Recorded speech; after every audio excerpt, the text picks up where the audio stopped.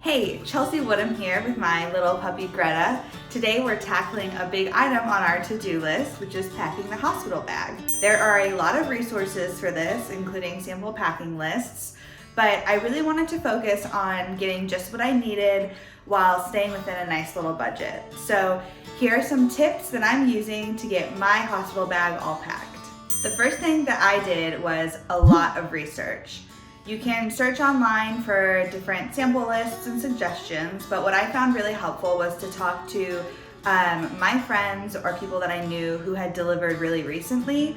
Your bumpers group, if you're in one, can be a really good resource for this. And I also just posted on social media asking my friends if they had any suggestions, and I got a lot of really good feedback that way. I used all of this research as a starting off point, and I made a couple different little mini lists, one for myself, one for the baby, and one for my husband. My next step was to talk to my hospital. I think this is the single most important thing that you can do when preparing your hospital bags. My hospital is offering virtual tours right now, so I was able to use that as an opportunity to ask questions specifically about what they provide and also about different protocols they have. This is so important right now with COVID because every hospital in every location is doing things a little bit differently. So for us, we learned that our hospital is really recommending that you pack extra snacks for your partner, and they also are not wanting your partner to leave and come back once you arrive at labor and delivery. All of this was really essential information because we knew that we needed to make sure we had everything we needed so that my husband wasn't having to run out and grab anything, since that's not really an option. After all of this, I sat down and I really thought about where budget met comfort for me. A really good example of this is post-delivery recovery. My hospital provides everything you can need for recovery, and they send you home with a lot of extras.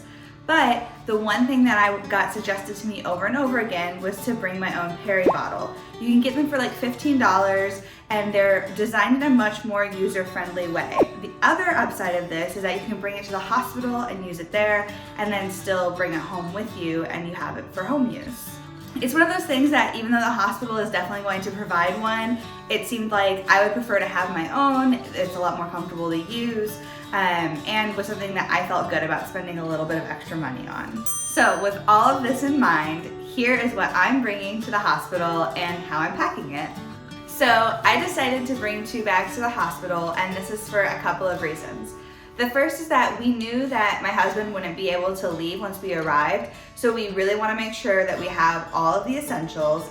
And the other is that my hospital provides a lot for us to take home afterwards. So I wanted to make sure I had space in one of the bags to bring all that stuff home with us. I'm going to be bringing the diaper bag, and we'll mostly use this for bringing home all of the extras we get, but I'm also using it for some smaller things like toiletries and stuff.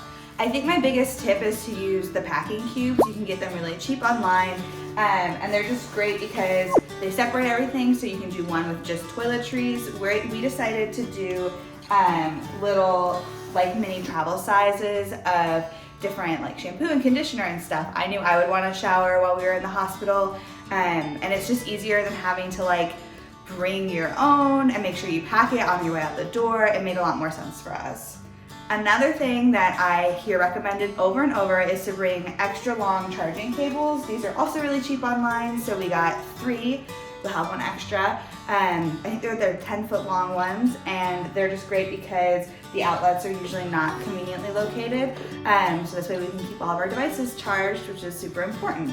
We're also bringing a mini sound machine. I feel like this could probably be overkill, but it was something that we registered for, and I just feel like it'll be helpful to have. Hospitals can be really noisy, and we've gotten really used to having a sound machine in our bedroom. And so I feel like it'll be nice for us and the baby as well. Now, I'm also bringing a large duffel bag, which seems like a little bit much, but it was highly recommended that we bring a boppy or nursing pillow. So I have that, and it fits in here.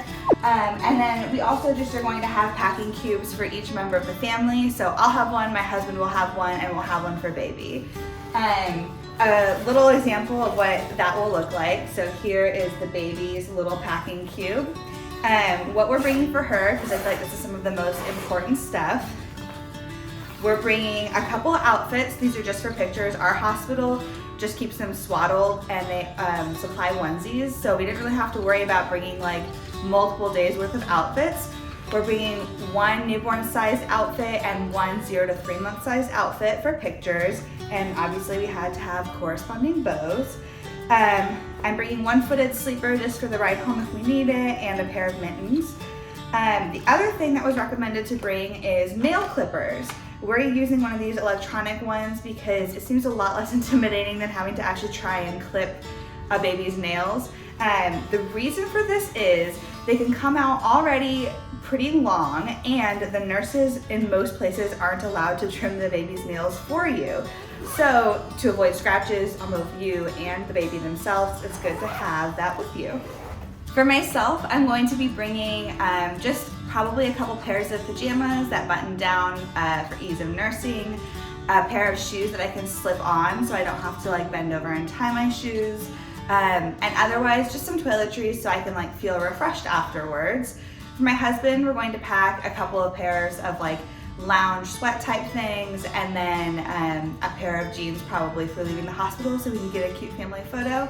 And otherwise, we're keeping it really minimal. I think comfort, like we'll each bring our own pillows just so we're not having to use the hospital pillows, but instead of sacrificing our own at home, we're going to get a couple of cheap ones from like Target, and that way we can throw them away if they get messy. We don't have to worry about it, and they aren't our actual pillows we sleep on at home.